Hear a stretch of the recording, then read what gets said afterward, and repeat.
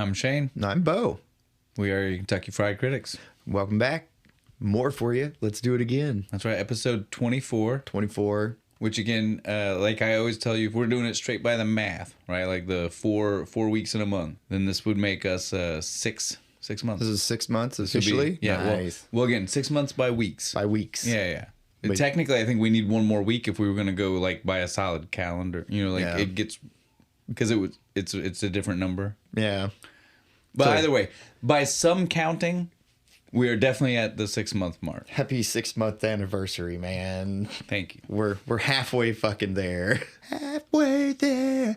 Whoa. Yeah, we're going. Let's see, when was it? The 1st of August. So yeah, again, 20 weeks. You get what I mean? Like this will be coming out the 1st of February. Makes sense once we get a little bit further and people understand why this is important. But yeah, that means we're technically, I think, 2 weeks away from a calendar 6 months, right? Because it was like the middle of August or something like that. Yeah, it seems right. So yeah, either way, either accounting you want to go by.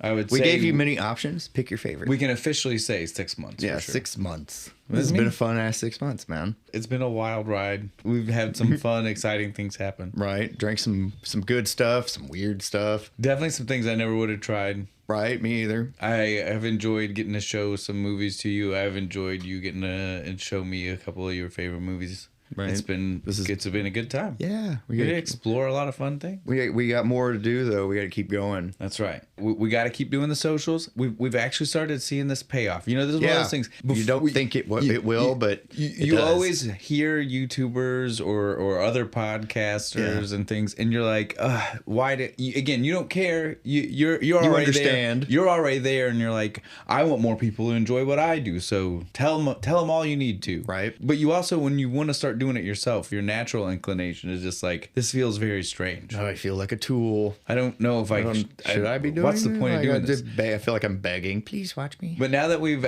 seen verifiable proof that people are literally hearing us say this, right, and be like, and showing up to said places or emailing us or doing these other things, it's like, maybe there is a reason for it. I should keep doing it. So we're gonna keep doing it. Continue, sir. So Facebook is gonna be the first one we always tell you. That's the one we're getting a lot of people that are finding us and actually interacting. We're trying to be more active there. We're actually trying to, we're sharing things, talking to people, posting things, memes. We're trying to do the whole system. But yeah, the Facebook is gonna be just facebook.com/Kentucky Fried Critics. Nice and easy. That's right. Then Instagram is also easy. It's just at Kentucky Fried Critics. Yeah. Simple. You can find us, I promise.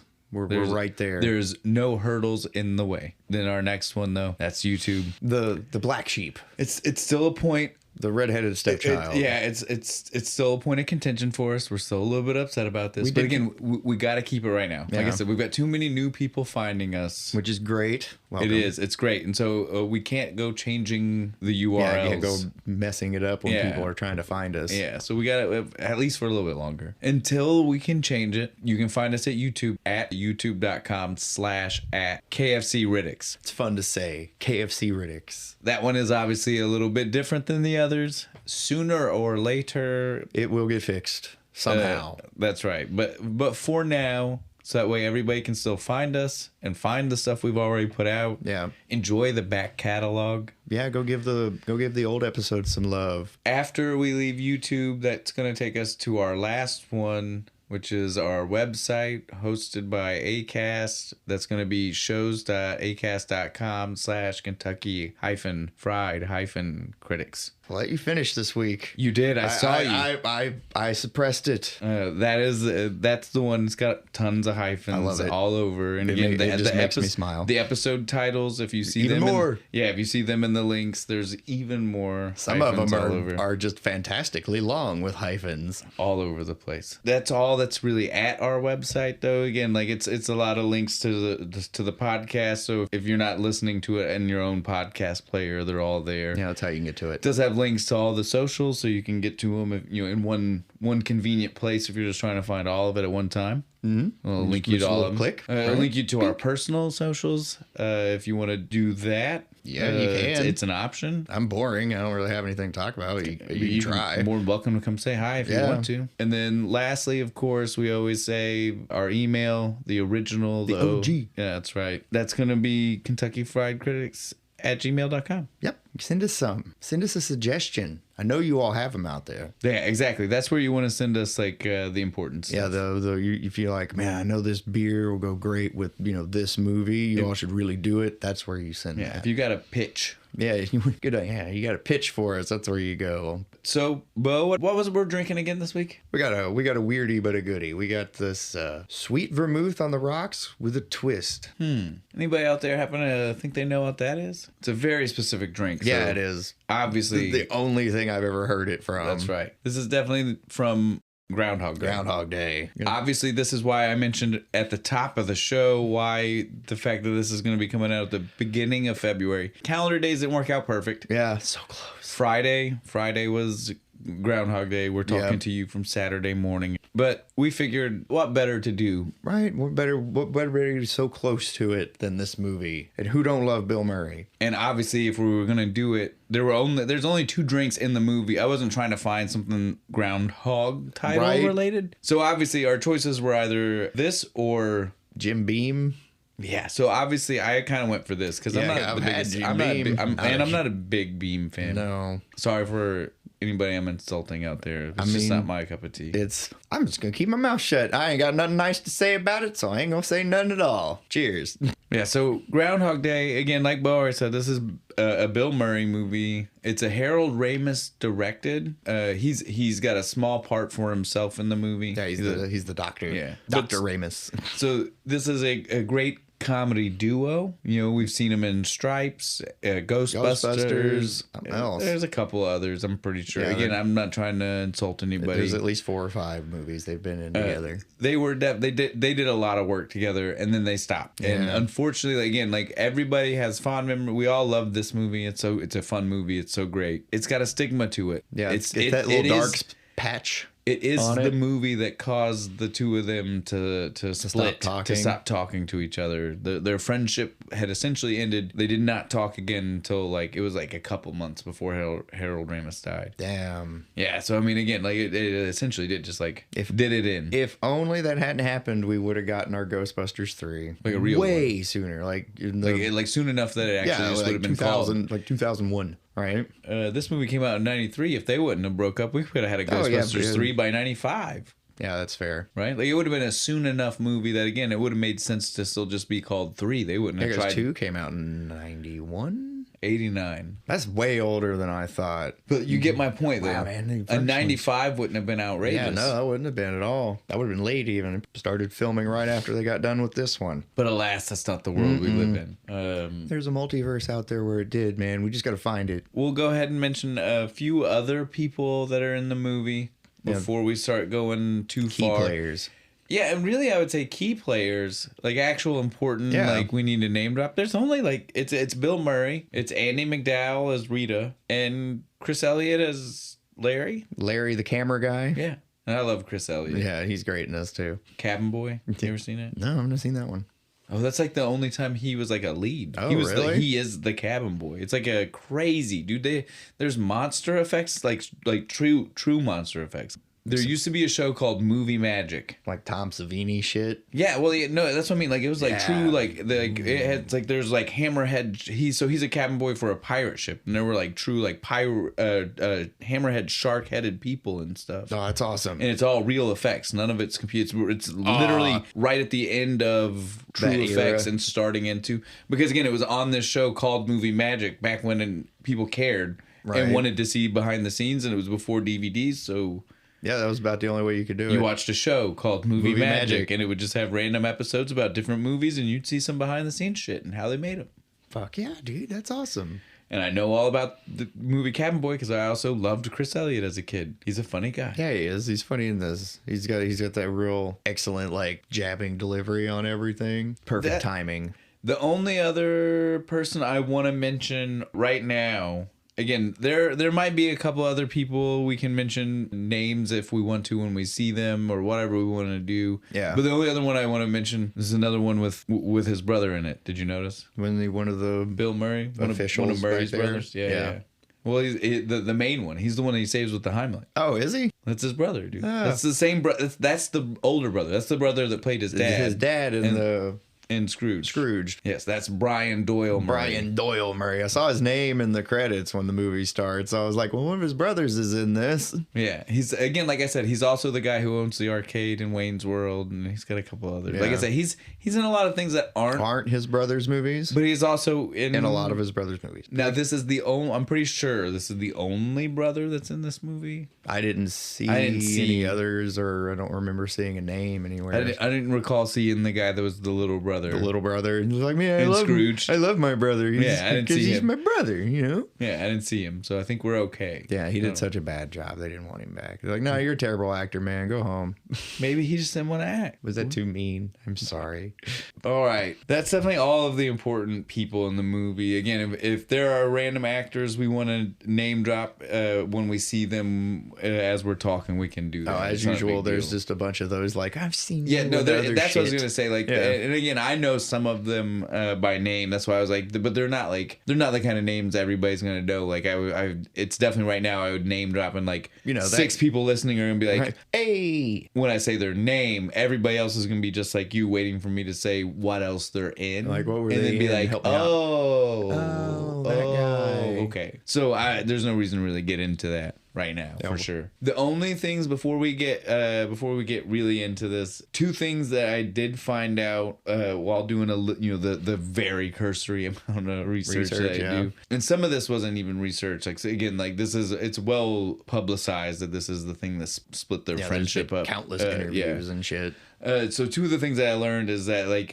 apparently Bill Murray came to set just super cold and very distant and uninterested, and it made me when I first viewed this movie for what we do and actually really paid attention, I was like, man, what I always just assumed was like supposed to be Phil not liking himself. Yeah, is that really just Bill Murray not liking the movie here, and like it's just like coming through? I mean, it made me second guess so much. It really could again, be. And that's great.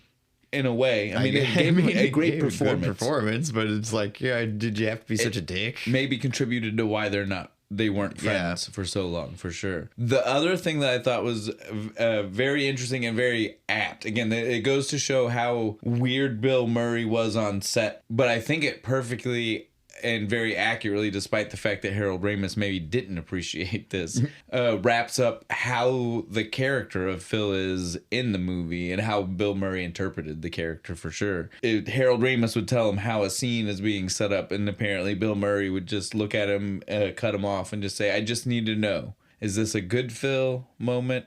Or is this the bad Phil moment? Am I a dick or nice in this scene? And that's all I need. And that's how the movie, I would say, breaks down. It kind of is. Like, because again, it's all about his evolution, right? Like, I mean, like, we have no idea as a viewer. We never get told. It wraps up with us having no clue why he gets stuck in this time loop. We have theories. But we don't know. No. Oh, and I guess we jumped the gun there. Again, this is one of those movies where I assume you've seen it. It's hard to assume people haven't seen this. Again, Groundhog Day is a holiday that we all still celebrate. It's pretty obnoxious to think that people aren't watching Groundhog Day on Groundhog Day. That's kind of the name. If you haven't seen this, I guess let's start there. We've already told you he gets stuck in a time loop. Yeah, he gets stuck in very quickly. I mean, we're reliving Groundhog Day over and over again. And that's the movie. It's his evolution. But we never do. We never find out why. Why? There's no explanation for how or why. No. We just know time loop. It's not like an episode of Star Trek. Yeah, we just know, where we get some kind of science explanation on why we're stuck in a time loop. We just get we just know time loop exists just for him. The magic of the groundhog cursed him for being such a dick. And until he cured his evil ways, I guess. I don't know. Yeah, there's just no explanation. We have no clue what's going on as a viewer. It's just a crazy experience that happens, and we just gotta go with the ride. Yep. At that, I think we're ready to get into that's all the setup you need. Yeah. He's a weatherman, and let's roll. Again, we find that out 5 seconds in here. The movie starts with our opening instrumentation music. I want to say it's hard to try to explain this instrumentation, but it did somehow perfectly encapsulate that what we were just saying, the good fill, bad fill. Yeah. It starts with this like ominous, almost kind of like heavy trumpet that was going in, and then it shifts into this like jovial comedy sounding music. Music. And I was like, clouds and shit. I don't really understand what's going on, but me being someone who has seen the movie, I understand the connection. That being said, this is not the kind of thing where, like, you know, I couldn't imagine coming in as someone who's not seen it, knowing like, why this music has any kind of... Right. It's like, what's with this weird elevator music? You know, like sometimes you get music that just makes, you know, like the vibe tells you where you're going and it makes sense. If you had no idea, that music's not helping you understand where you're going. No. For sure. Like the music for one of those, like, business, you know, instructional video things. You know what I'm talking about? Same stock footage of clouds, even. As I already said, though, this is a super short instrumentation too. Like it hits that ominous tone, it hits that jovial tone. It's over Bill Murray in front of the blue screen, not even a green screen. This is blue, old school. Yeah. For those people, maybe young enough that they don't realize that. Yeah, so he's in front of the blue screen. This is one of those moments I want to point out that as Phil the Weatherman, Bill Murray was you see him and you're like, oh, his life already seems depressed. You know, like we later on we kind of just like we learn that maybe he didn't want to be a weatherman. Yeah, and just like all kinds of different things about who he is. He felt, even though he is in Pittsburgh, I think so. He's in a big city. It's Pittsburgh or Philadelphia, right? One of the two. Because again, they go to Punks. It's all in Pennsylvania. It's all in Pennsylvania. Obviously, he's in a big enough city that it's weird for him to act like he's not like some kind of a star. At least on a local level. Fuck a local level. Those are big cities. Like even if you're on the local news in that city, like you're still in front of the state and everything. You're in front of a lot more households than most people. You're in front of more households than the guy doing the news that we watch. Yeah, that's fair. You know what I mean? Like, so I mean that's still a big deal. So it's weird that he acts like he's not. But what I'm really getting at is he's so depressed, and it's, you know, like you can just feel this weird vibe because he's just him. kind of disinterestedly telling us the weather, but acting like he's still right. He's still going through the motions. Right. He's still doing the loud fake. Yeah.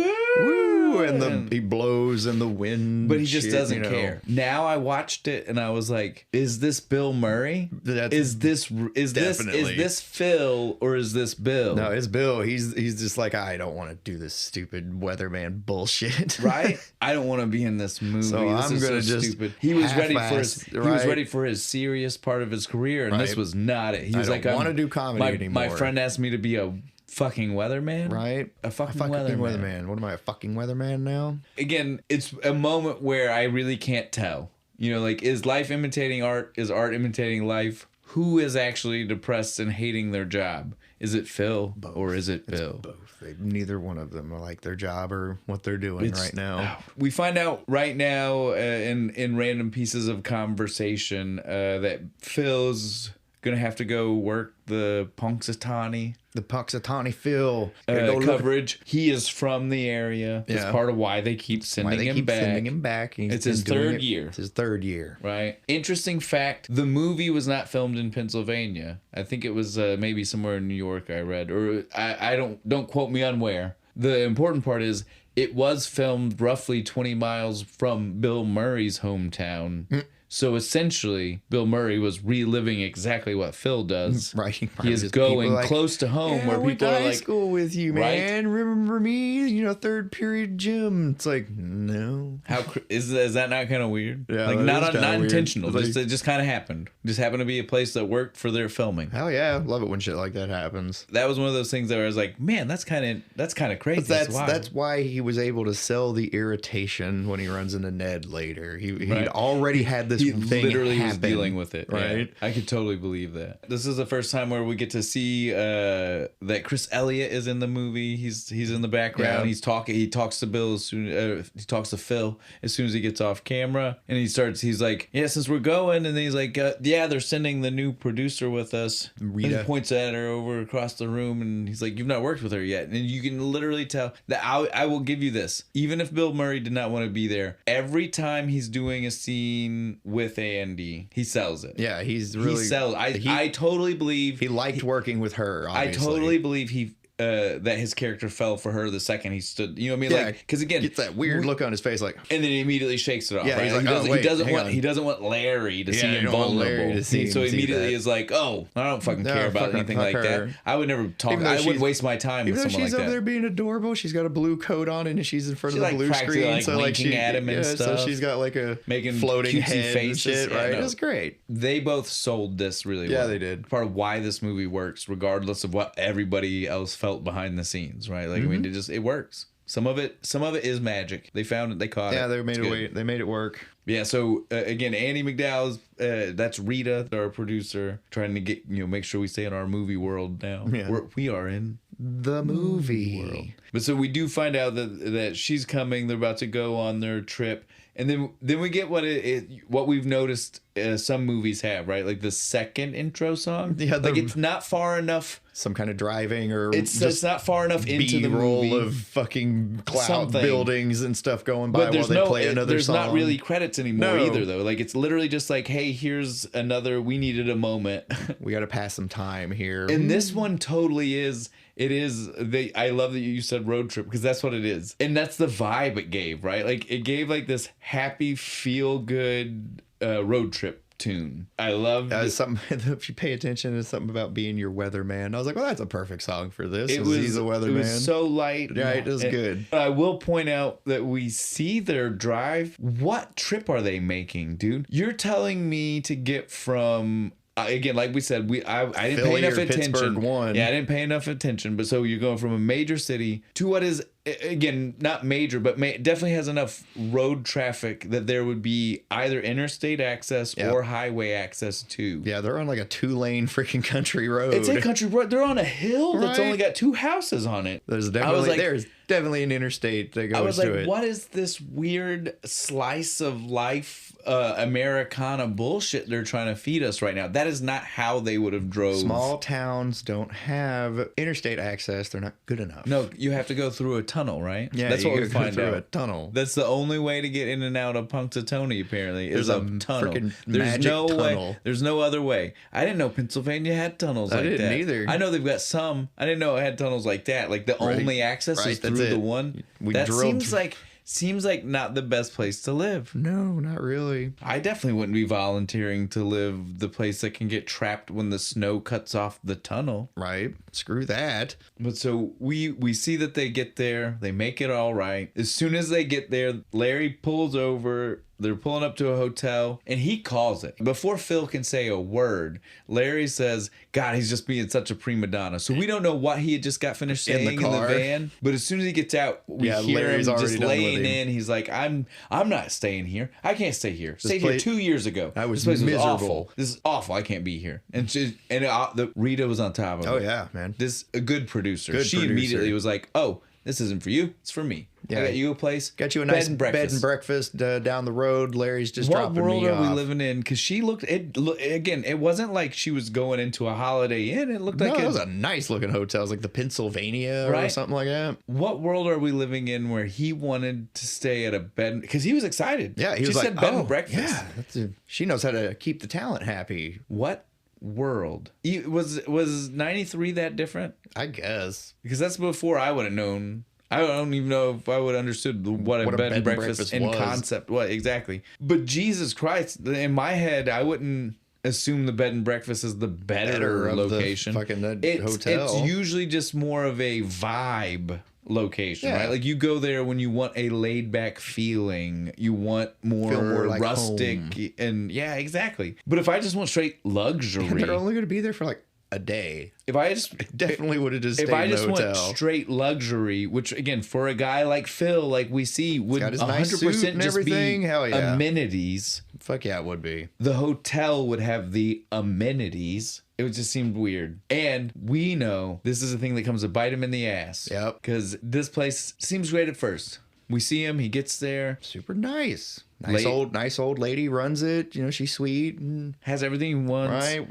He wakes up in the morning, goes down, and she's like, "Oh, do you want some coffee?" And he's like, "Can I get an espresso or a cappuccino, maybe?" And she's just like, "Oh, I don't." He's like, "Oh, you don't even know what those are." She's like, "You don't even know how to spell that, do you?" He's a dick to her. He is. Well, he is a dick. He's a dick through most of the movie. Certainly the beginning. Oh yeah, this is that whole good Phil, bad Phil. Right. In the beginning, there was no question. You know, like if they were filming a scene and he knew it was the beginning part of the movie, obviously Bill Murray knew bad Phil. Right. Well, I mean, if he'd have stayed at that fucking hotel, maybe he could have got a goddamn cappuccino. That's my point. That's my point. That's what I was saying. Amenities. Right. He picked the wrong. I mean, I don't understand why he hated this so much. But we jumped the gun on one thing I wanted to point out. For those people who haven't watched the movie, dude, you forgot to tell them what song. Oh, yeah, I did. Woke him up. I even have it wrote down. 6 a.m. Sonny and Cher. You better be ready. You better get used to that. If you don't like this song, just stop watching. Don't watch the movie. Just quit. You're gonna hate it. You're gonna hear it 100 times. Yep.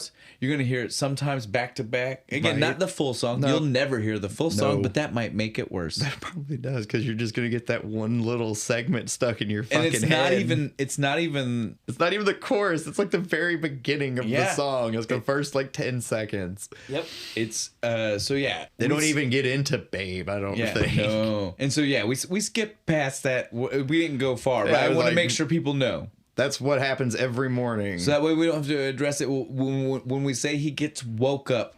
We won't have to mention again. Yeah, you'll know what woke him up. That's what happened. He got woke up and Sonny and Cher every time. Every time. But so he wakes up and it is now Groundhog's Day. He rushes out the door after he can't get himself a coffee. Right. Very upset. So now he's on his way to go to. It's hard to be an adult and not be a 13-year-old boy about the fact that this is Gobbler's Knob.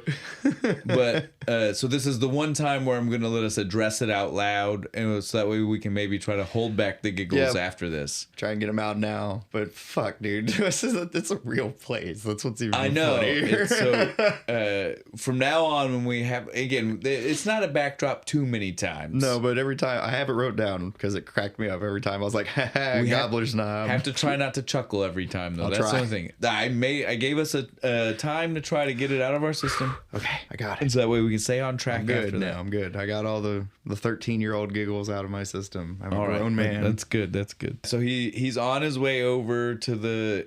Again, right now it's not even. It's the festival, right? Yeah, like everybody's like kind of just congregating in that direction. And now we start to see why he definitely hated it, right? In case you didn't know, this is the moment where we fully find out the Groundhog's name is Punxsutawney Phil. And so we know he grew up, if not in Punxsutawney, close to it. Because again, he knows several people in town. He sees people he went to school with. Yeah. That's why he is assigned here. In a second. That's why he's assigned here. So obviously it would inspire you to not like where you grew up, right? Yeah. There's a festival all about the groundhog with the same name as you. Oh God, if he had buck teeth when he was a kid. Well, and again, he wanted to be a weatherman in a town with a groundhog with the same name. Weather. They get it, right. You see, it just like it layers itself on why he wouldn't want it. Yeah, I'd be salty too.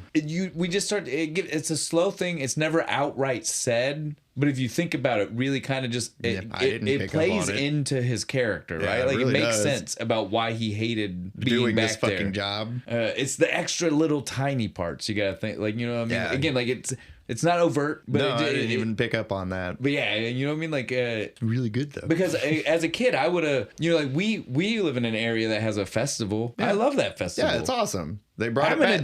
They brought it back recently. I am definitely at least the age that Bill Murray is in this movie. Yeah. I 100% would have loved to go to this festival. Right. And had a blast. I probably wouldn't have done the corniest parts of it. No, but I would have enjoyed the rest of it. Right. The shops and people selling stuff. Yeah, and street the festivities. Food, yeah. There's a juggler somewhere, Again, this guy is just a shithead. Yeah, he's just a He's a big foul old dude. sourpuss. Yeah. He definitely poo-poos on this whole festival. Right. He sees Rita and Larry, and They're Rita's having super fun. excited. She's super into it because she's like, these people are great. They stay up all night singing songs and doing all this other shit. I love this fucking place. And he's just kind of, they're all a bunch of hicks. That's why.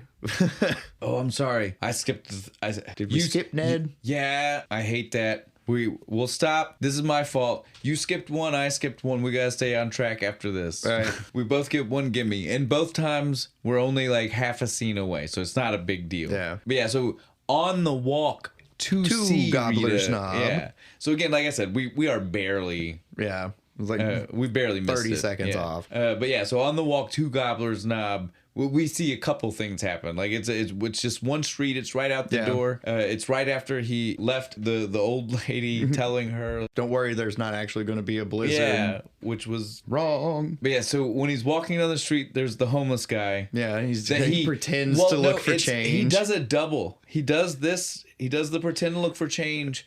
And then he does the pretend like he didn't see the guy. And I'm like, which is it? Well, you gotta pick why one, are you man. looking for change if you didn't see the guy? Oh, you just wanted change in your hand? Right. You can't do both. No, you gotta pick one. You gotta ignore him or pretend to give him change. And sell whichever one Right. it is. Bad call. It was. But as soon as he makes it past him, it's when we get Ned. Ned, the fuck was his last name? Ned Ryerson. You gotta pause. Ryerson. Because that's how he does Ned it, right? Ryerson. The first time he always... Needlehead Ned. Wait, I've got all of them. Oh, you got all of them? I've got Go all of for them. it. Give me just a second, though. I want to say, because I want to say that. So this is I want to say the actor. This is one of those people that I was like, again, some seen people him. will know him, Yeah. and they will know his name. And so again, for those people, I will give a nod right now. He is Stephen Tobolowsky. He's in Glee. He's one of the teachers in Glee. He's in some other stuff. He is a very funny guy. I love him in most things he's in. Again, he's one of those actors where I couldn't tell you off the top of my head the things he's in. Right, but it's like, I know I've seen him in a lot. bunch of Glee shit. is the one I know off the top of my head because he's in a lot of it. He's a recurring character. So, but Ned Ryerson, again, the first time we hear him, he goes, "It's me. It's Ned. You know, Ned Ryerson." The pause. And so like literally every time it's in my notes, I have like 17 spaces between Ned and Ryerson. I'm like, it's Ned Ryerson. But yeah, so his nicknames, this is the greatest because we hear this one time and then we hear it as like background every other time we see it. Like the actor delivers this the same way every single time. It's so amazing. Is great. It's fantastic acting. Yeah, so he hits he goes, "I sure as heck fire," and then he starts, I sure as heck fire remember you. and he starts. That's when he starts throwing out his nicknames. So it's Needle Nose Ned. It's Ned the Head. I was the dude who did the whistling belly button at the talent show. I dated your sister a couple of times till you told me not to. Bing. You know, No? Bing. It was great. He's Absolutely fantastic. Every time we redo this. And all of the things he says in the beginning, I'm like, okay, I agree with Phil. Maybe you don't know him. Yeah. And then he hits us with the I dated your sister until you told me not to date. And you're just like, how do you not remember and this he still guy? didn't. He goes, oh, Ned Ryerson. Ryerson. Yeah. Obscene. And he's like, you know what I do now? I'm an insurance salesman. I sell insurance. And he's like, Yeah. of course you do. And he's trying to pitch him the insurance. And this is when we get the step. Again, we skipped over. It would have been atrocious to miss these because these are the two big ones. They happen. We get to see these things happen to him a lot and his creative ways of dealing with them. But as soon as he deals with Ned, what happens? He steps in that big ass puddle. Watch out for that first step. It's a doozy. Every time. Now, now's when we get to The Gobbler's Knob. and the festival. And I do apologize for skipping ahead. And since we skipped ahead, I when I did that, I just jumped into their conversation, which means I skipped over the fact, why is it polka music? I don't know. I noticed that too. I was like, is this like a German community? No one's really dressed in lederhosen I or didn't see anything They- else to give us a reason why polka. I didn't even. It totally even looked like it was just coming from a PA system because I Right. didn't see people band or playing anything. polka music. But polka, it was definitely every time we see Gobbler's Knob, Right. it's polka. It's polka music. Some lovely hand accordion We won't deal with everything that we were already starting to deal with before. You know, like we said, he saw Larry and Rita there. He has his little bit of conversation with them, and then basically after that, it's time to go. It's go time. Right. It's time for Phil to. We got to get out of this town. Well, it's time for the other Phil. It's we got to do the report. That's right. I was like, whoa. We can't skip no more. No, we just said we each get one, and we've already burnt them up, man. Yeah, we're not allowed to do it again. So yeah, it's time for that Phil. It's time for Punxsutawney Phil. You can come out and tell us whether we're going to get more winter. His magic weather call, right? As the other Phil, as human Phil likes to say. Yeah. And so what does he say? He sees his shadow. 6 more weeks of winter. And again, this is when we see his brother. This is Brian Doyle Murray. He's the one, he got the kick-ass job of holding the groundhog. The groundhog is cute. It's a cute little groundhog. If you ask me, that's dope. Right. I love it. I would have wanted to be the guy. I'm like, can I hold it? Please? I want to hold the groundhog. I will put it on my head like a hat. And so as soon as that happens, so that's now we can get to where you were about to jump us to. Phil says we gotta go. Yeah, we gotta get out of here. I'm not staying. I'm done. We did our job. We did what we're supposed to do. I don't want to stay another night. Rita tries to be like, let's do one more so we can see more of the festival. And he said, nope. Are we reporting on it? Okay. No, then let's go. I reported on what we needed. Yeah, right? I did my job to the letter of what I was supposed to do. Let's go home. Which is funny. He didn't believe in the snowstorm, but the way he wants to fucking bolt, you'd make me think he thinks there's a snowstorm, right? Yeah, but they're not even halfway and just pissing belt of snow. Just everywhere. And then we see, again, we didn't see it on the way in. We only saw the magical mountain, which would imply there was no tunnel. Yeah. But on the way back, I guess, the only way to leave is a tunnel. Yeah, magic tunnel to Toonland. And so we see there's a massive wreck and then a cop car in front of it. And they're like, we got to close this shit down, dude. Bill Murray's out there. He's just like... He's standing in the cold, like no shivering. Coat, trying to explain to him, no, the pressure from the south is going to push it up and blah, blah, blah. Snow. Like in the middle of the snow that's happening. No, the guy goes, sir, don't you see the weather? I make the weather. It's like, no. You report the weather. Let's not get carried away. Sir. Let's not get carried away. We see they got to go back. Yep. Gotta go. There's no choice. The cop tells him. He said, you can either freeze to death or you can go back to Punxsutawney. And there's only 2 choices. Again, which is, like I said, this is the point that proves that tunnel is the only way. The cop tells us. It's the only way in or out. It's a very, very bad logistical infrastructure. And then that's when we see they go back. And so, of course, Phil says, well, fuck it. If I got to be here, I'm getting drunk. And we see he's at the only bar in town.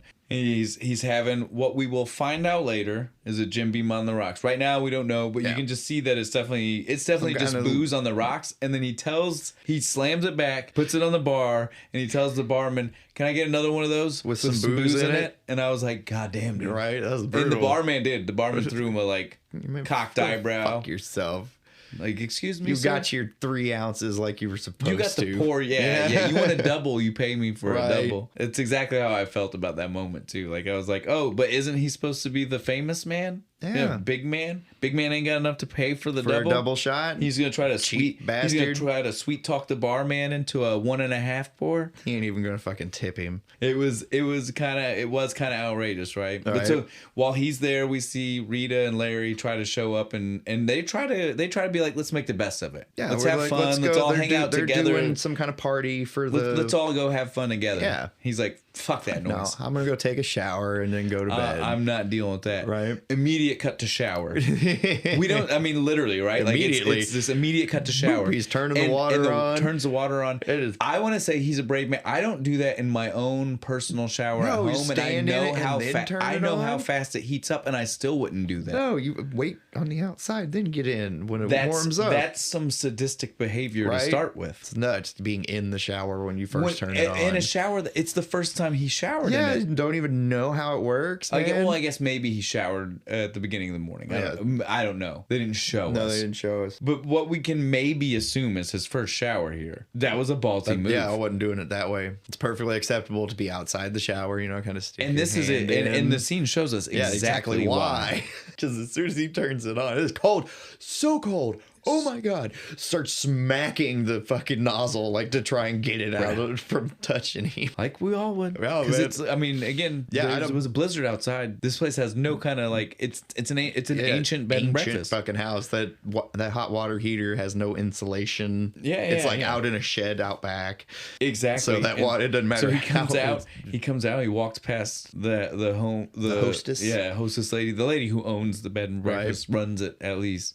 And he's just like, so there's no hot water? And she goes, of course not. Have you looked outside? Why would there be hot water? Oh my goodness. You're just like, well, yeah, she's got you there. That's on you, not her. As much as he wanted, you know what I mean? Mr. Weatherman. Right? You told me this morning. No, and you've blizzard. stayed in this town before, which been, you didn't like the hotel. Every other year, and for all we know, so, again, we don't get a definite on this being his hometown, but it's his hometown neighborhood. You know what I mean? Area. He's from the area. Right. Like, so you should know, like, hey, it gets cold in the winter. Sometimes water heaters don't work very well. That's right. So he just deals with it, though. He's like, all right, well, fuck it. Goes to bed. What else are you going to do now? Right. This whole fucking day is just been shot, right? Let's just get out of this day. We'll deal with it tomorrow. Yep. Right? He wakes up. Sonny and Cher. Same time. Good job, guys, running the same tape as yesterday. Well, because he's hearing, it's not just that it's the same song, right? He's the DJs doing, they're like, oh, good morning, it's Groundhog Day. It's going to be cold out there. Up on Gobbler's Knob. Right. Yeah. The longer it plays, the more he starts second guessing. You see him, like, when he first says it, he makes the comment immediately, and you're like, oh, he's not even thinking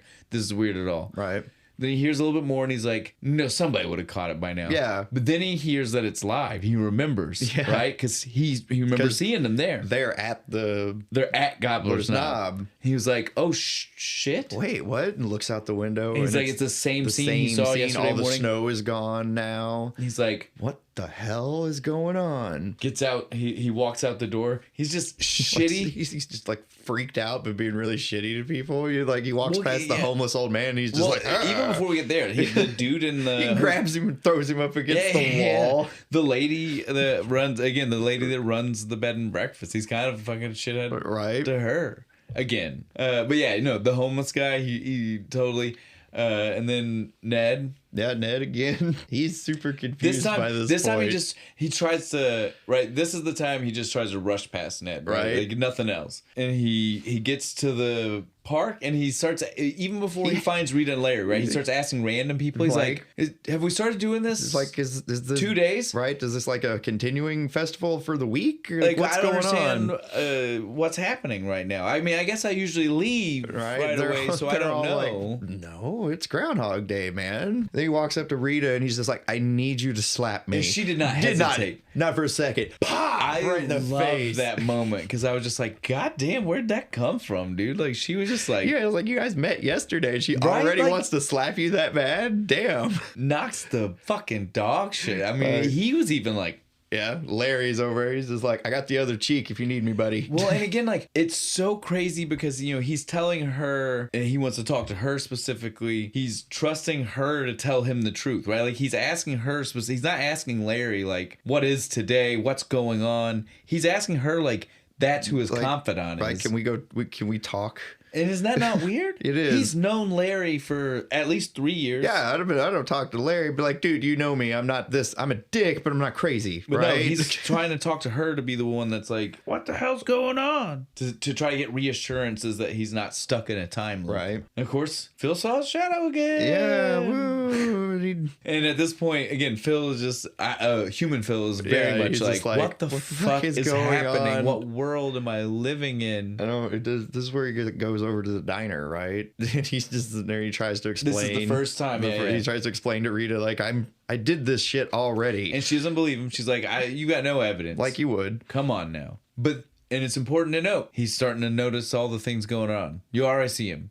He's paying it. When the plates break, he's listening. Right, because he's starting to pay attention because he's already starting to be like, what if I don't? Right. What if I am stuck here? It might help me to know things. This is only day 2. I'll give him. This man's smart. It's only day 2. And so after though he can't convince her, we just see him back at his room again, right? And at this point he doesn't know what the fuck's going on, but so he's trying to set himself up like a trap. Right? Well, Well, just like a way to easily know. Yeah, he snaps the pencil and sits it on top of the alarm. What happens? He falls asleep. Maybe at 6 a.m. Sonny and Cher. And the pencil is still intact. And underneath the nightstand. It's not on top of the alarm clock. Oh, shit. Okay, now he's really freaked out. It's real. Oh, God. I'm stuck here forever. And now, so we know this is day 3. We start to see a lot of weird stuff happen for him on day 3 as he's trying to... Because he changes some things. He does things a little bit differently, right? Right. Again, he ducks out on Ned even faster. Yeah, he just kind of drives past him and fucking goes. Right past. Doesn't even let the giant puddle... He still hits it. Yeah. But doesn't let it phase him. Doesn't let him He's bother moving him. so quickly that Ned can't even get out the... It's a doozy. That's how fast he's going. Right, he's already gone. He's past doozy speed. He just when he gets to Gobbler's Knob, he just walks up to Rita. He's just like, "I'm going over to this diner. You do it. You do the report. And she was just like, "Okay, okay. What the fuck?" He's like, "I need you to come talk to me as soon as you're done." Right. You're just like, "God damn, all right, dude." We see the diner. When we're at the diner, he's trying to explain it again, and she still doesn't believe him. And we get the moment though, right? Where she's talking to him and she calls him Phil, and the dude he's like at the table next door goes, Phil, like Punxsutawney. And he said, "Yeah, dude, this is that moment where if you didn't already know that that's part of why he hated growing up in the area, you definitely do now. It is now. Because it sets him off so fucking bad when this guy says this. He was just like, bus is leaving. Fuck.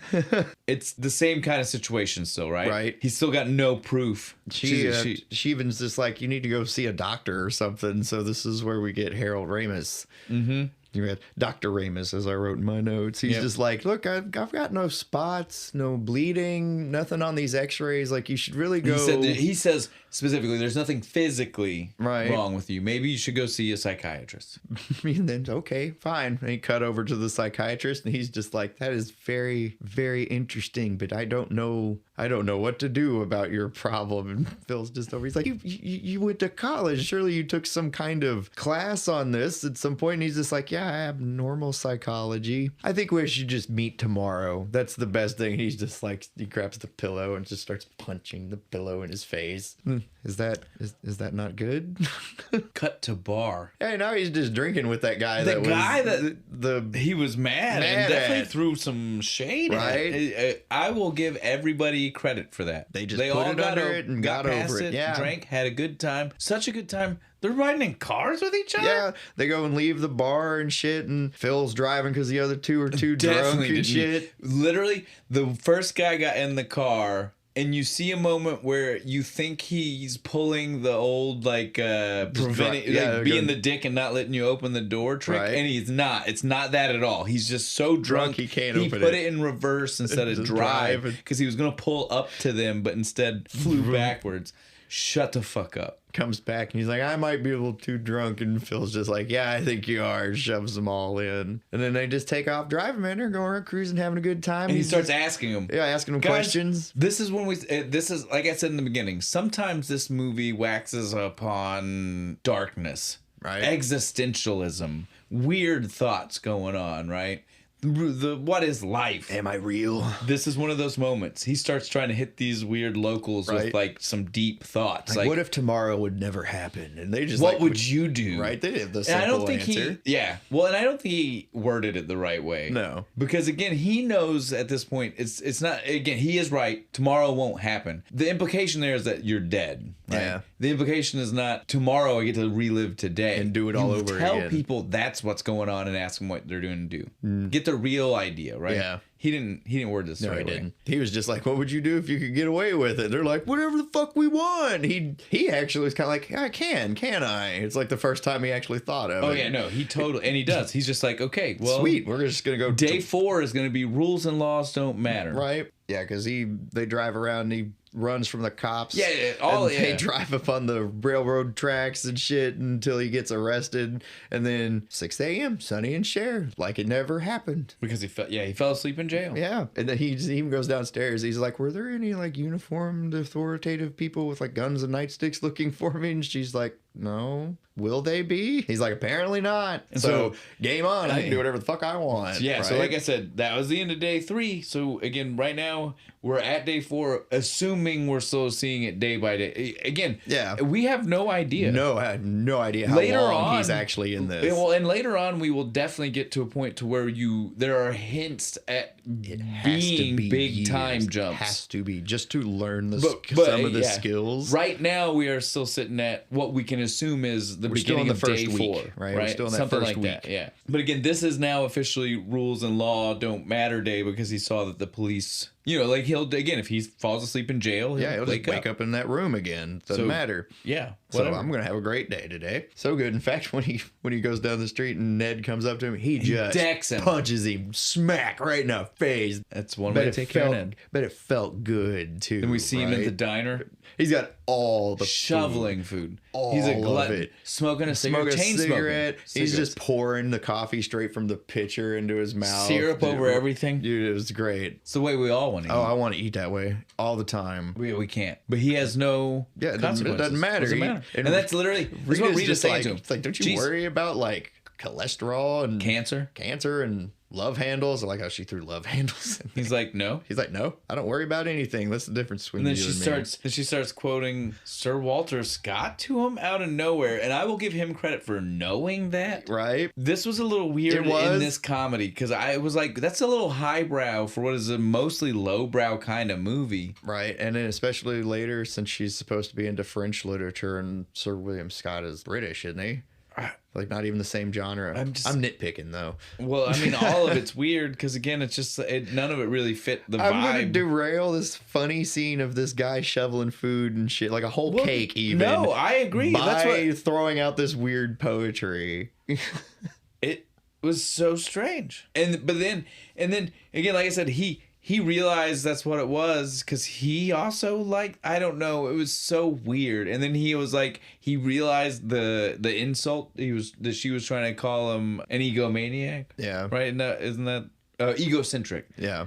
That's what that poem. Yeah, megalomania and shit. Well, I got it right here because I wrote how ridiculous this was. It was specifically egocentric because I thought it was so weird that he got offended that she called him egocentric while he was literally shoveling food down and being egocentric. So egocentric that he couldn't see that he was being. I was like, oh, this is really kind of funny, right? Because it's like meta on top of meta on top of meta. Meta cake. Oh my goodness, it was so good. But yeah, egocentric, definitely the word they went with. Now we see though, after she leaves in disgust, yeah, we see he's gonna start using his powers for evil, picking up bitches.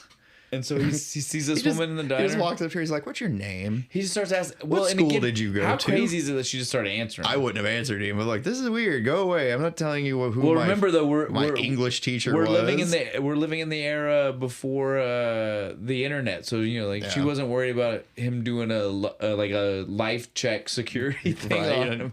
She's just weird questions. So he everything teacher. Yeah, teacher. Everything. So he just literally takes that and then the next day runs into her. Now uses that information. I want to point out I have such a problem with this because he comes at her exactly the way Ned comes at him. Yep. It is almost verbatim. It is actually. It is almost the exact same thing Ned says to him. And he hates it so fucking bad that he punches Ned at one point. And he thinks it's the perfect pickup. Don't be wrong, it was the perfect pickup line. It was. But how absurd is it for you to think that's the perfect pickup line? You know what? I'm going to use Ned. That Ned guy bothers me every time I fucking see him. That would work great on a woman. I hate to admit it because the scene does show it worked. It's all about your delivery, man. Because he wasn't quite so manic about it when he was talking. Outrageous to me though.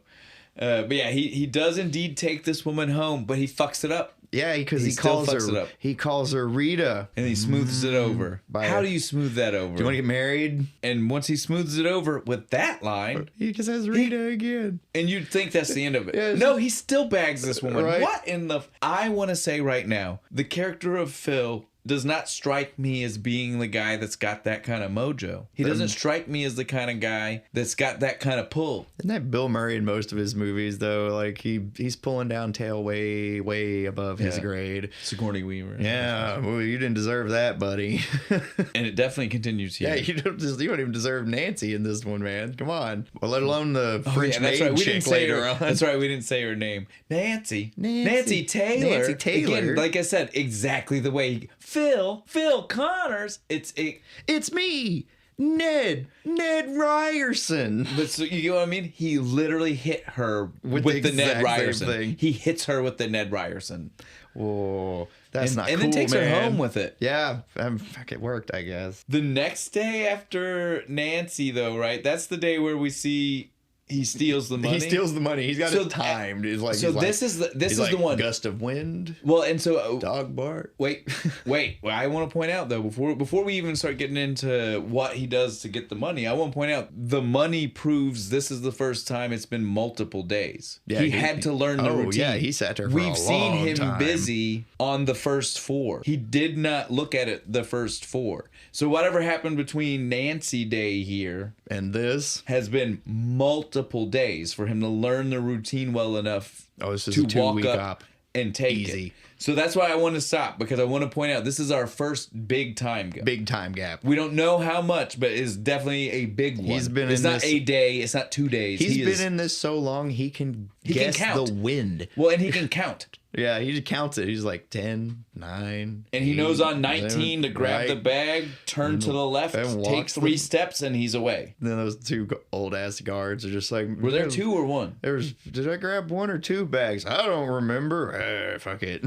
And so he now is loaded. What's he do with the money? He rolls up in a big ass Cadillac dressed as Clint Eastwood with some chick dressed as a French maid. So he can go to the movie. So he can go to Heidi 2. I guess that's what you do when you have a lot of money and no consequences. Hey man, dress like Clint Eastwood. Well, again, he's had weeks at this point, so he's done a lot of weird shit. Right? We don't even see like he's done Al Capone. You know, well, I don't even mean that. Like, every week dresses up somebody I don't even new. mean that. I just mean he's had 2 weeks, so he's just been bored of doing normal things. That's why he's going to the movie as a kid. That's what I meant. I don't mean like what he does at the movies. I just mean the reason he's starting to do this is because we didn't see 2 weeks of totally mundane, boring bullshit of being stuck in the snow. It can't stop focusing on the movie. I mean, everyday life that he's there. He's had 2 weeks of boring. That's what I was getting at. That's why he spent a day of, let's go buy a car and dress. You're focusing on the movie too much. Yeah. Because again, 2 weeks. The whole entirety of existence. Well, because again, think about it. If it's 2 weeks worth of living there in the same day and we don't see any of it, they're definitely wanting us to know he's not done anything. It's been just exact repeats. He's not tried to change anything. Nope. Well, and he wouldn't, because if he was trying to memorize the walking path, you wouldn't want to fuck with things anything. To be perfect. You don't want a squirrel to randomly run across the street and keep the timing off. Yeah, you want to make sure. So those days he would spend 2 weeks perfectly not changing anything. Boring. Very boring. So now I'm going to go dress. He's ready to be Bronco. He's ready to be Bronco at that point. Bronco. That's all. That's what I was trying to get at. Yeah, after 2 weeks, you're ready to be Bronco. You're ready to be Bronco after 2 weeks of this shit. Trust us. But while this scene goes on, we see I don't even understand what the implication was supposed to be here, right? We see Nancy walk past. And he definitely says something, but she kind of... It's like, hi? And does like a look like she might know. And it was like, what? But she doesn't at all. There should be no... Is the magical barrier not strong? Again, since we don't understand what's got him stuck here, I don't understand the rules on which we should live in. Who's allowed to remember what? Like, do you get a feeling? Like that deja vu feeling when you see him? Do some people randomly start to pick up a little bit?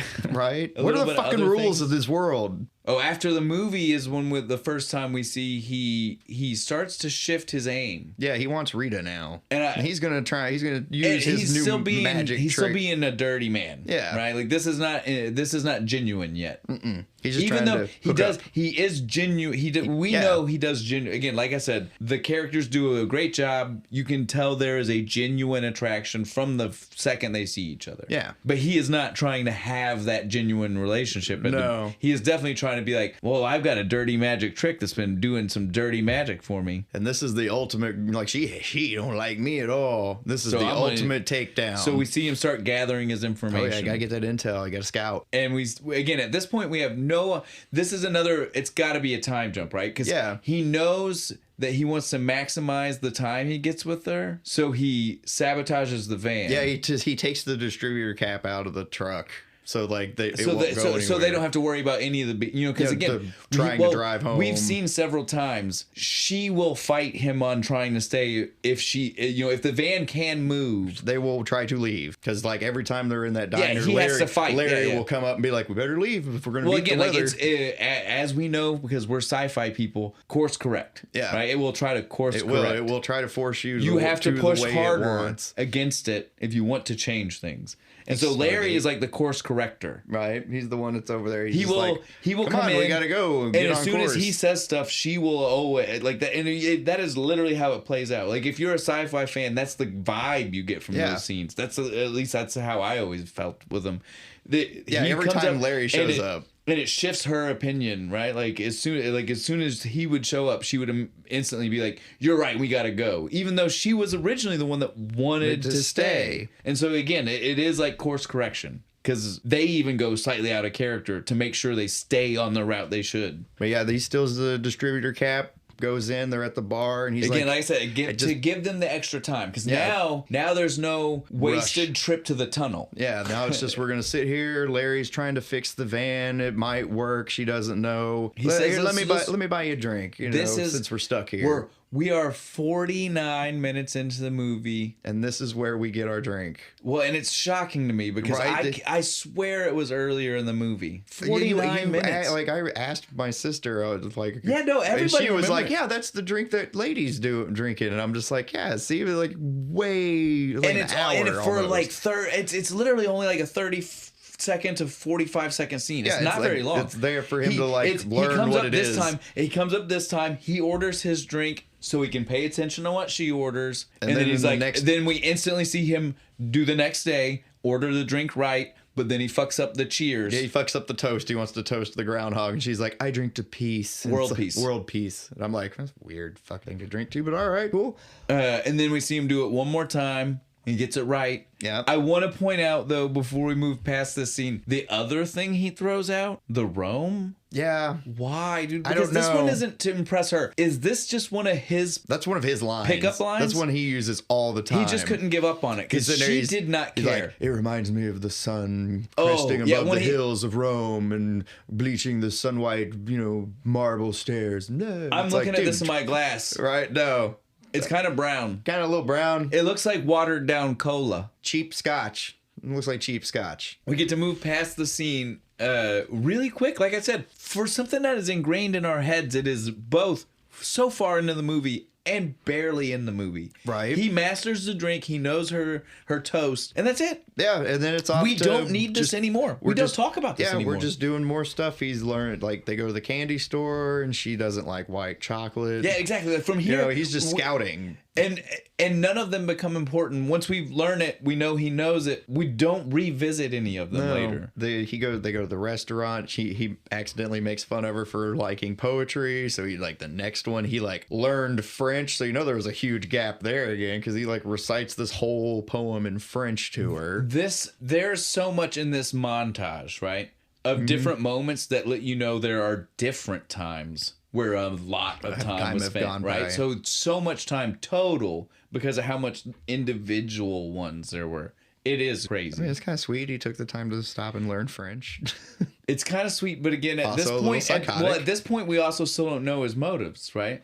when he started this, and we've not necessarily seen a change, it was still just to be like, I want to get in her pants. Not, I want to date her. Just, I want to get in her pants. Have we seen the change yet? Borderline psychotic? Again, I don't know if psychotic, it's just stalker. Yeah. It's definitely sexual predator, right? Like, I mean, there are a lot of things. I don't know if psychotic is for sure the word, but there are definitely some choice adjectives to throw at the man for sure. I mean, quoting Descartes probably not the worst way to go. If you're gonna hit on a chick. So, and again, this is one of those nights. It's going real good. This is so close to perfect, right? It's so great. It's all going so well. They're building the snowman. They have fun. The kids come up and start throwing snowballs, and I'll protect you. Yeah. And then they fall in the snow, and it's cute, and they almost kiss. And there's a little bit of talk of kids. Yeah. But again, nothing bad. No, he's just like, I want to build snowmen with my kids one day, right? Well, and she leans harder into it, though, right? Like, that's the thing. That's what you're supposed to take away from this first time. He hears this conversation, because, again, it gets important in just a second. There is a reason I'm saying this. I see you kind of being like, why is this? There's a point, I promise. This point, she makes a bigger deal about the kids. The reason I'm telling you is because the next time we see the scene, after he fucks up here, and he has to reset the day. Oh, like when he's like overcorrecting and trying way too fucking hard. He overcorrects by saying, I want so many kids. I'm going to do so much of this with my kids. That's why I'm making a point to say he says he does, but she says she wants kids. You know, maybe she says she wants more than what he says. I don't remember. But again, my point is just like, it's important that she definitely says, she's like, I like kids too. Yeah. Because that's what inspires his overcorrecting on the next day. After he fucks up this nearly perfect night, again, right at the end. Right at the end, man. He tries to push too hard. Yeah, he got a little pushy right at the end, man. He even had such a good line when they were on the couch. He's just like, this is a nice room. And he was just like, it is now. And I was like, ooh, that's smooth, son. Was it? It was. That was smooth. I think the lady's answer proves it wasn't as smooth as either. It was his fault. He's the one that got way too pushy into it, because they were all kissing right after he said that line. I don't think it was as smooth as either you or Phil thought. I'm just saying. It did not work out. It did not work out. I mean, they were making out after he said that one. Just he pushed too far. Yeah, the scene definitely didn't work out the way he wanted. That's really the point here, though. He fucked it up in the end. It fell apart real fast. And she slaps the shit out of him. And to try to fix it, we see a couple of days of overcorrection. Desperately trying to recapture that magic. And that's the problem, right? You can't force shit like that. It's either going to be or it's not going to be. You can't be like, let me try to make this exact situation feel that way again. Like, even if you know, that's what he's finding out. Like, you can know the parts to the equation, but you can't force it to together, happen. Right? No, this is not like math. A montage of her slapping him 5 times. Well, and again, you can just tell.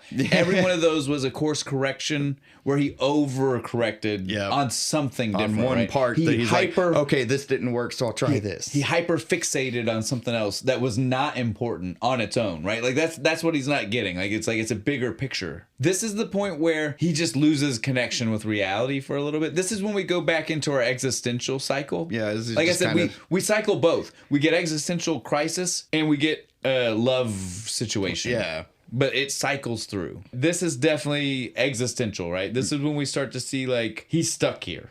Yeah, this is where he's like, he's sad, walks past all the ice sculptures. What's he supposed to do? It cuts over to Gobbler's Knob, and he just kind of sad walks up to everybody, and they're like, man, you look like shit. And then we get the big close-up of the clock. I liked the shot, just the giant, slow, woo, it rolls over to 6, bong. And then he's just laying in bed, just kind of quoting the guys on the radio. He's just done. He doesn't care anymore. He's suffering from groundhog psychosis at this point. You know what I mean? Like, anybody who's got to deal with the Groundhog Festival that many days in a row, you're going to start dealing with it. And so what do we see on this, on the day where it finally culminates. He's just watching Jeopardy downstairs with all the old people guessing the answers correctly, drinking whiskey. Well, I'm talking about what's the buildup? Where do we get to? Not that day. He finally deals with his groundhog psychosis by stealing the groundhog. Yeah, it has to die. That's the only way to end this. The groundhog has to die. So he steals the truck, the thing, and it's great because he's got it out and it's like on the steering wheel. And he's giving don't drive angry. Right? Don't drive angry. Don't drive angry. It gave Caddyshack vibes. It was good. I think it was the only time he was having fun because he liked having the groundhog in the truck with him. This is a much better unpuppet looking animal compared to his Caddyshack days. It was a fake groundhog. It was a very well done fake one. But yeah, so then we see the high speed chase all over town, ends up at a rock quarry, and everybody's like, it's okay, he's got nowhere to go, we're fine. Yeah. He turns the truck around, he guns it straight at them. But what we don't notice is that right past them there's a big ass cliff. Is the ledge into the quarry. Yeah, the big pit. And over he goes. Rita's freaking out. He might still be okay. Larry goes after he hits the ground. Right after it's smashed, cab first smash. He might still be okay. Boom! Immediate fireball. No, Larry? No, I don't think he's okay. He is. This is so good. Now we just see the slow montage of how much... Again, this is that scene where if you really don't like Sonny and Cher, you might want to fast forward for a moment. It happens a bunch. Because this is the one where he just... keeps trying to fucking kill himself. Well, and the clock goes... it's over and over again, right? Like he smashes it and he's just done with it. Right. Like this is the moment where he can't... Like, we don't even see any other part of the day. We're only seeing the wake up right now. He just that's what I mean. Like smashes it, throws it against this the is wall like a minute and a half shit. where you're going to hear this song whole bunch. 4 times. Yeah. So this is what I'm saying. Like if you don't like it, fast forward till you see gears on the ground. That's the last one. That's when he smashed it so good. They were like, we're at least done with this. Right? Yeah. We're done with this bit. But until you see that, you want to keep it going. Right. It's like he goes downstairs and grabs the toaster. Yeah, no, now he's just trying to kill himself a lot of weird ways. He goes downstairs and she's just like, would you like some toast? And he just snatches it, goes up, throws it in the bathtub with him. At least he had a hot... Yeah, it was hot. Nice hot bath before he went, I guess. And then he throws himself in front of a truck. That doesn't work. Then he throws himself off a building with a really bad stunt double. Yeah, that one's funny. It's not even... To me, it didn't seem like a building tall enough to necessitate dying. You might break an arm. Yeah. It wasn't that tall. Yeah, it was like, what, 2.5 stories? 2.5 stories, something like that. I wouldn't even give it 3. 2.5 at best. No, because he was in the middle of that little weird tower thing. So I'm like, you're in between floors. Thank you. I'm glad you agreed on that because I was like, what are we supposed to think this is a tall building? If I would have walked past somebody and they were up there like, I'm gonna jump, I'd have looked down and been like, do a flip. Yeah, have fun. It ain't gonna hurt. Make it exciting at least. Right? Now he decides to try. I guess so. Again, this is one of those moments where I want to pose to you. How many times do you think we've not witnessed that he's gone through this existential back to I'm going to try things back to existential? Because again, we at least have seen 2. We've seen him in existential crisis mode once. He's been back to and went back to at least trying to function as a person. Right. But now he definitely went deep into it this time. He's just like, nope. But he's pseudo coming out of it. He's still kind of weird. He's wearing this. It's so funny because until you see him stand up at the diner during this scene, when he looks like he's wearing a robe. He does. But the one where he's talking like where he says, I'm a god. I'm not the god. Then I'm a god. But he finally stands up and you see it's just like a weird early 90s long jacket. Yeah. But I swear while he's sitting down, I'm like, is he trying to be the Dalai Lama? Right. He's wearing this robe. He's in like a gi. And he's like, I am a god. A plate will break now. That man is this. And I know all of his backstory is that's how he's trying to convince Rita that he is. Well, and he has some kind of weird power. Well, it works. He does. She is like, well, something is going on. So she decides to stay with him, right? She's like, all right, I'll be the the passive witness, and we'll see what happens. Because he does. He walked around that restaurant and knocked over everybody. He dropped a lot of knowledge. Yeah. And again, this is before we get to the end, and he knows so much more by the end. He's like, but he drops so much. Again, nonchalant. He's just like these two are gonna get married this weekend, but this lady has cold feet. What the fuck? He's so uninterested by how he's telling her too. It's just like it's like the most common shit in the world. This guy left MIT to come here to help his family. He likes to paint toy soldiers and is gay. And he's like, I am. She even at first seems really touched by the fact that he has a bunch of knowledge about her. Yeah, because she's like, do you know me? He's like, I know all about you. But then she starts to be like, why? Right? Like, what? Why did I? Why? How? Why do you have? Did you call my friends? Right? How would you get all that kind of information? Because it's still just one day, right? Like I keep telling you, that I win you over 100 times. Like you don't think I'd win you over, but I do. And the worst thing is you forget every day that I have to start over. During this night, we get another real connection moment, right? Yeah, where they're on the couch and they're like playing the card. They're throwing cards into the whole day. Yeah, like because it's a science. You know, she was like, let's have a science experiment so we can try to find out what's going on. And again, they have another real connection. This is another moment, just like the first one. He tries to chase this dragon, right? He tries to think he can recreate this, just like he did the first one. Yeah. Without realizing, I don't even know what the moral is, because really he does just perfect his fakeness, doesn't he? Yeah, a little bit. It's so fucked up. I thought I had a good thought there. Well, I mean, like, it's gone, though. They're all just fucking cards and shit. Right now, I'm good with right now. I meant for the overarching movie. The overarching movie literally ends with him winning by fakeness. Yeah. That's what I just came to the realization. The overall story is not necessarily a great one. That's what I got to. It ruins your point there a little bit, doesn't it? Well, I mean, I didn't know if I was actually making one. I was just kind of going, and I definitely realized that that road wasn't leading to it. That was for sure. But yeah, I mean, that's neither. We're getting close to the end, so that's neither here nor there. We can address that in just a moment. Now that I've come to that shocking realization right now while sitting here with you. It. She does though. She's very touched at first, so they have their science experiment date. Yeah, I'd call it a date. It definitely is. They're having... I mean, she's having a good... She even says she had a great day. He has that book of poetry. Yeah, they read it. Yeah, after they do the card flipping, he's reading it to her.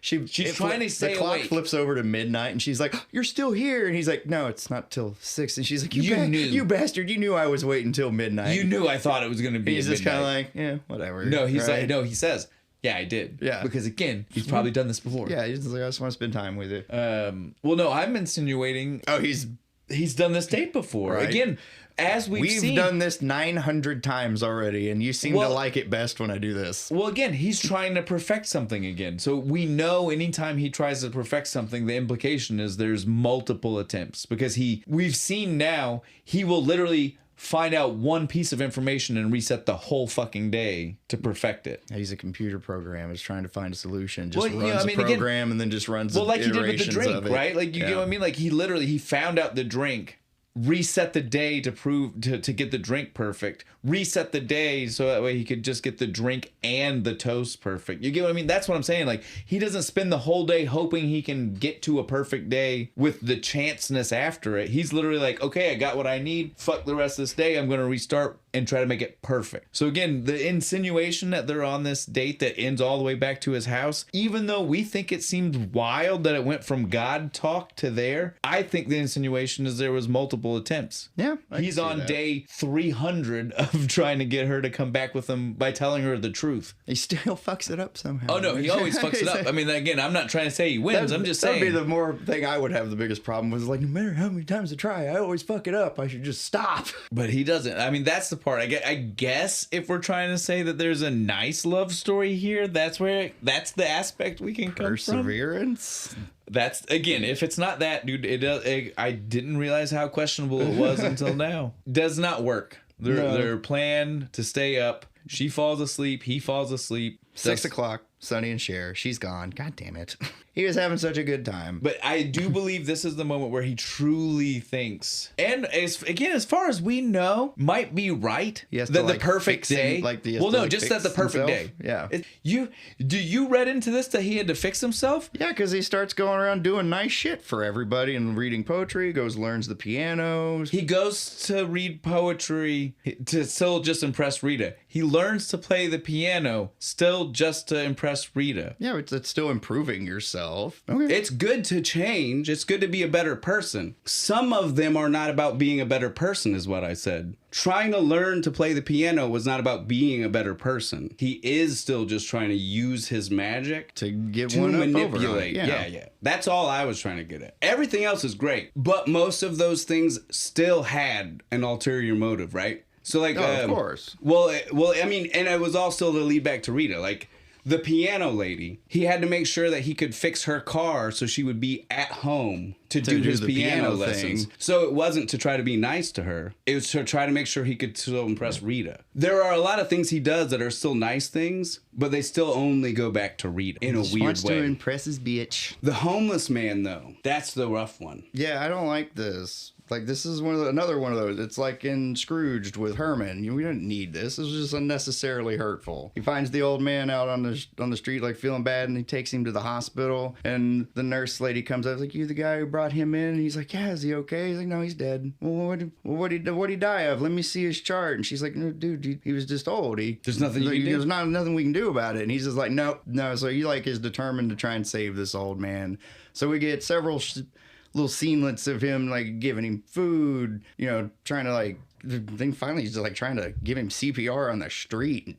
Well, that's all that same day. It's the next day where he was like, I'm going to make it right. And so he goes as soon as he can, the first moment of the day, and starts trying to spend all of it with him. Yeah. And so he gives him food, he gives him all the other stuff, and he gives him CPR at the end of the night because he still died. That was what that moment was supposed to be. It was supposed to show that that the woman was right, even though she didn't understand the power that he had. He thought he could. He's like, "No, I can do something." But she was right. You might not be able to. But she was still right. Especially, again, he only had a day. Yeah, there's nothing. There literally was nothing he could have done at 6 o'clock that day forward that could have fixed it. Not nearly enough time. And this is time. where he learned it. And so again, this is in the middle of him still trying to figure out, master his perfect day. So we see a whole. It's all just full of these montages. Both before and after. One of them I think that we might have missed was the first ice sculpture. Oh yeah, he's sitting there. He's just with a chainsaw. A chainsaw, man.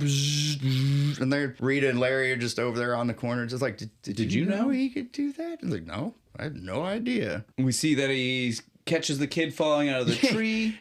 What do you say? What do you say? Every day. You have not thanked me one time, you little brat. He saves Buster, the one that's played by his brother. Yeah, he's choking on the meat, and he goes and gives him the Himmlick. And then immediately lights a cigarette for a woman. Yeah, just walks past with a huge crack lighter. The flame on that thing was like a foot long. Almost hit her in the face. At a certain point, we don't know which ones of these things happened on the true perfect day. We obviously know once he found out that they were things that needed to be fixed. Yeah, they just became part of his. They're errands now. Yeah, That's what he calls them. They became do errands. Part of the things he knew he had to do on his perfect day. Right, he's got it all timed. Even he's got his watch, and he's like, "Oh, gotta hurry!" He just takes off running a little jog to get there quicker. We see him during this learn the piano, and I mean that from square one. From square one, we see day one piano lesson. Yeah, and just then, kind of the scales. Here on the what we assume is truly the last day, right? When we see him do the Heimlich, we think that's supposed to. From what we see, that's actually the last time he goes through everything, because that's his perfect day. Because that's the one where we end up seeing him going to the dance hall and playing the piano right after that. Right, got the jazz going.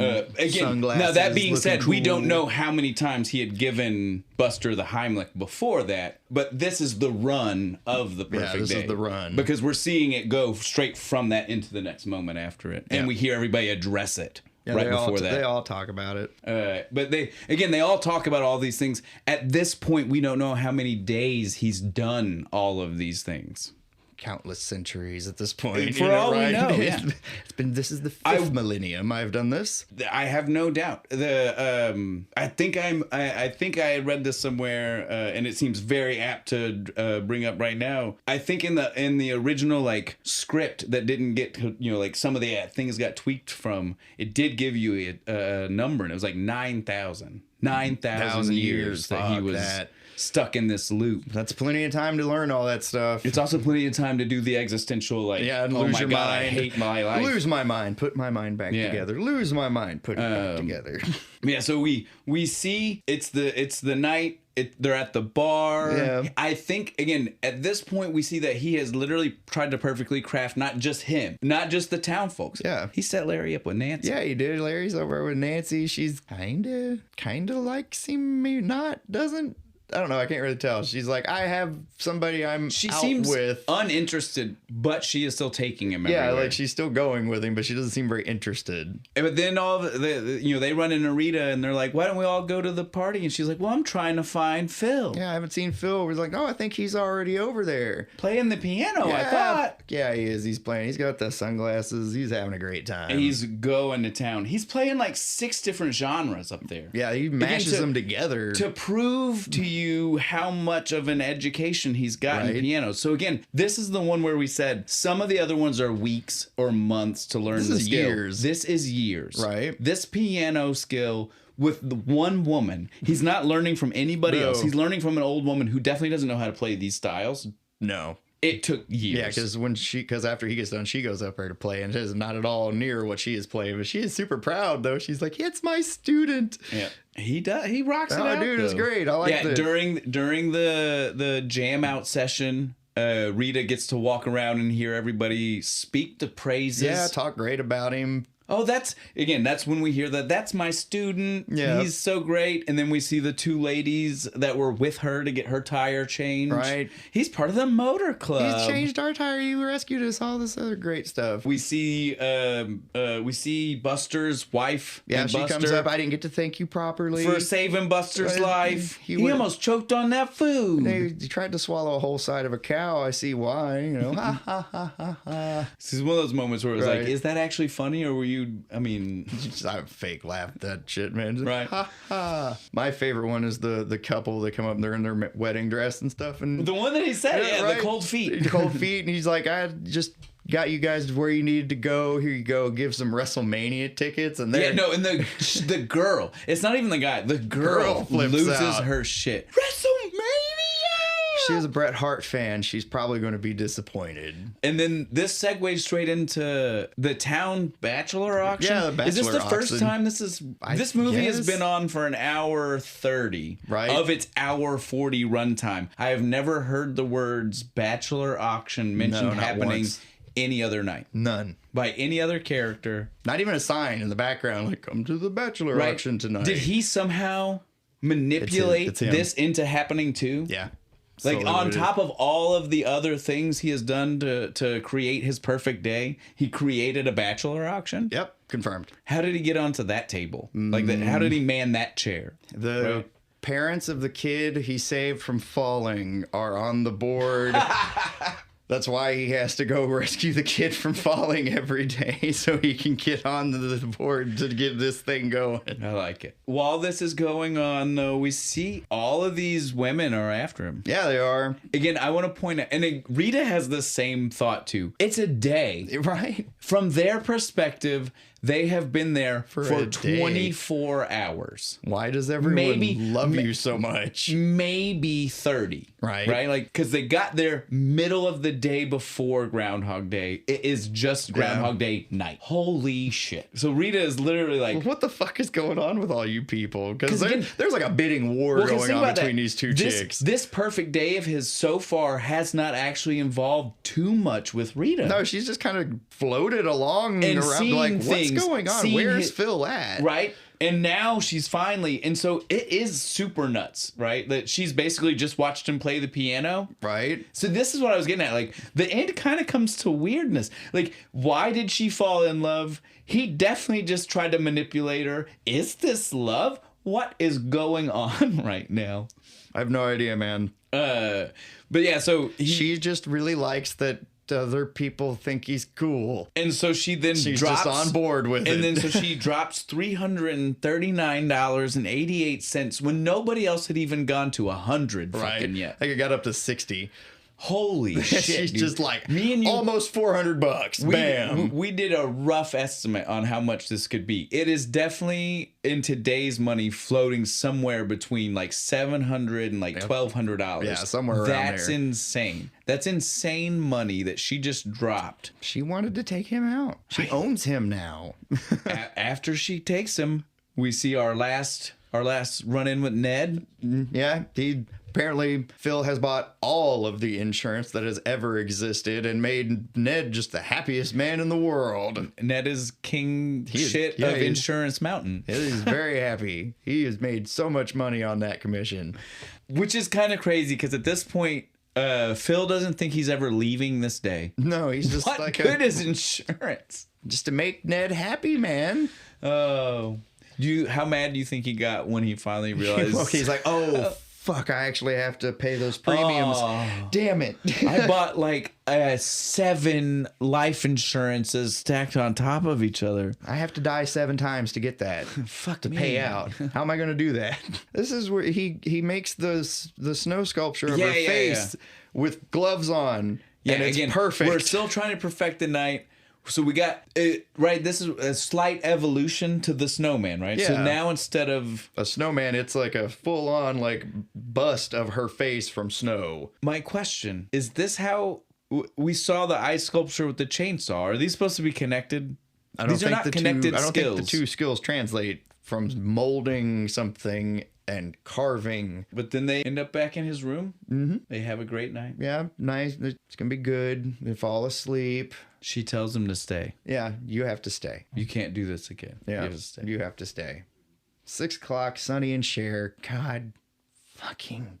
But it's different. What?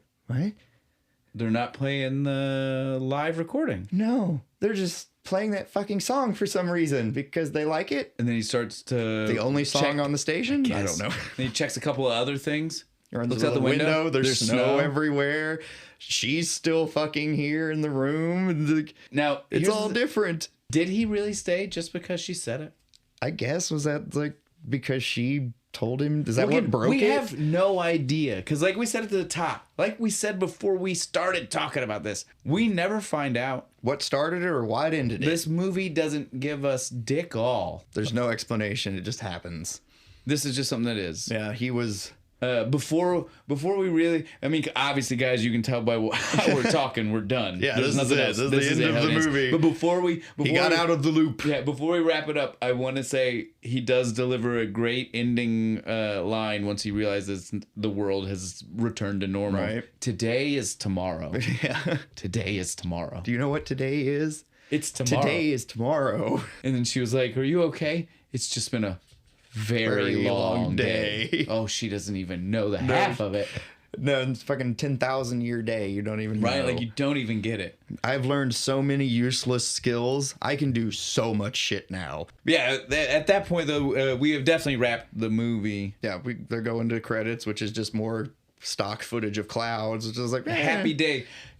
Before we wrap it up, like I was trying to say before, I don't know how happy or what the moral was. That's what I was trying to get at. What's the lesson here? Because again, it started with him saying he's making these choices through his time trials, and that was bad. Yeah. Right? You shouldn't do that to manipulate a person. Yes. But it ended with him master manipulating someone by doing that. The entire town, he master manipulated everybody. Well, and Rita, he manipulated to the point that he spent years to learn to play the piano just to get her in bed. He spent months to learn French. Now, again, I understand that one was before he learned his lesson and he shouldn't be. The piano was after. He just decided he liked it, I guess. He's like, it starts off, I'm like, yeah, I'm just trying to get laid. But then it's like, man, I really fucking like playing this piano because I can do jazzy blues shit. It's just because she said the instrument line. Yeah, they have to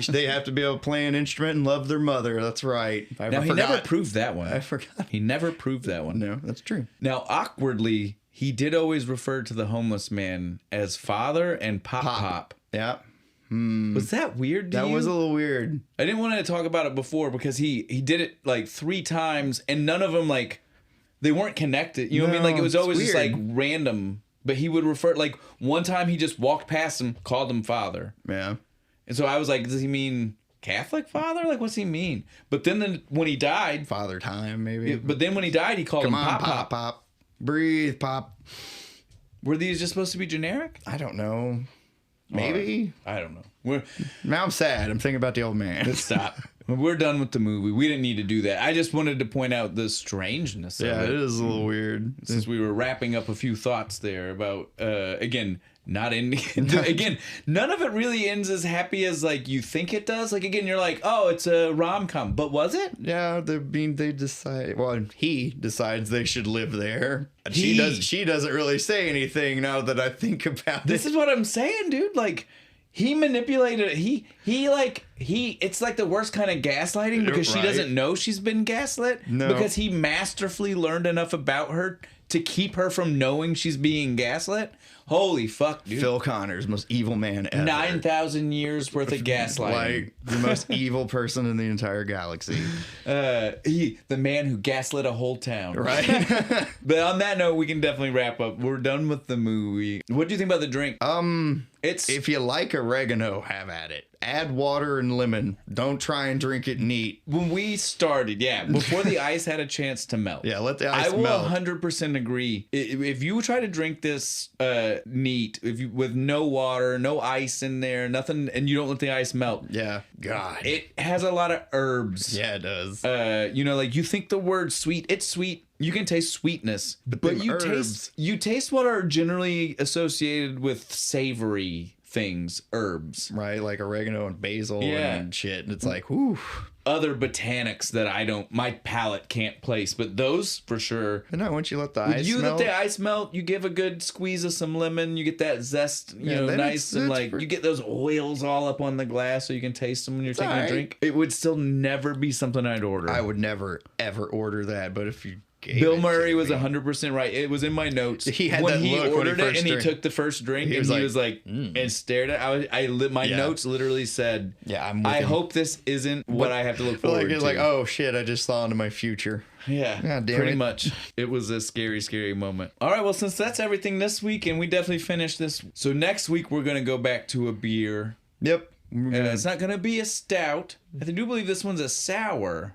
Well, what is it we're looking at? We're going to be doing Mirror Twin Brewing Company's Wheeze in the Juice. Wheeze in the Juice.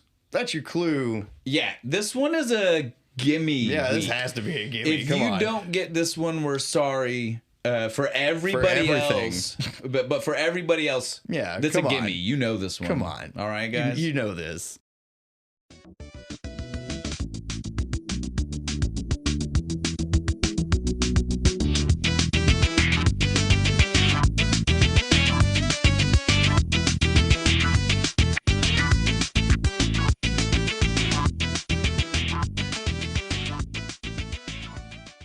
I'm Shane. And I'm Bo. We are your Kentucky Fried Critics. Welcome back.